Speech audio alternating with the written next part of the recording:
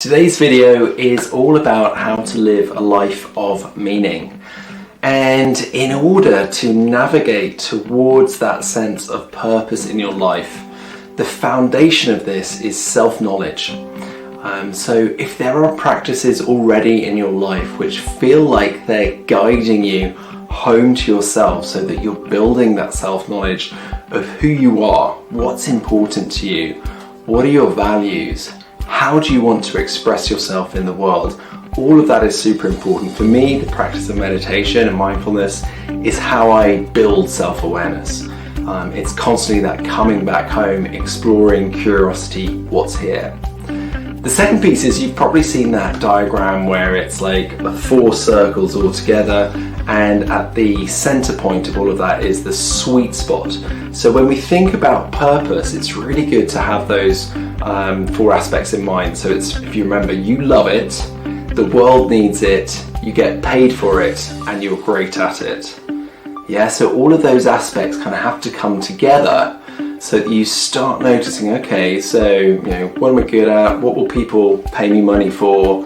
What do I love to do? And what does the world actually need at the moment? And if we can navigate around those four aspects, it can really help us find our sweet spot in life.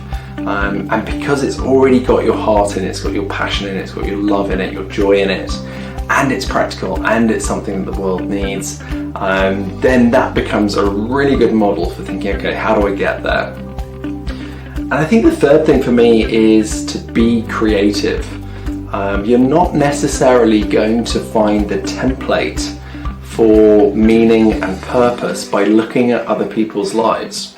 I don't know about you, but there are some times when I've had to break the template in order to find my way to alignment in life. And when I talk about alignment, what I'm talking about is alignment between who I am and what I do in the world. And I think it's so important to move closer and closer through our lives towards alignment. So the state of being is primary, our doing is secondary, but as we build self-knowledge, we're gradually bringing those two things together so that who we are and what we do really kind of start to knit and join together.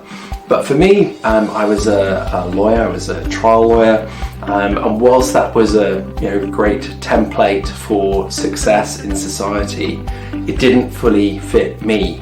And so over the last 10 years, I've been building the industry around mindfulness and bringing it into corporate firms and so on, along with many others. But I've had to play my part in building an industry that didn't really exist in order to find my life purpose and meaning in my work and what I do.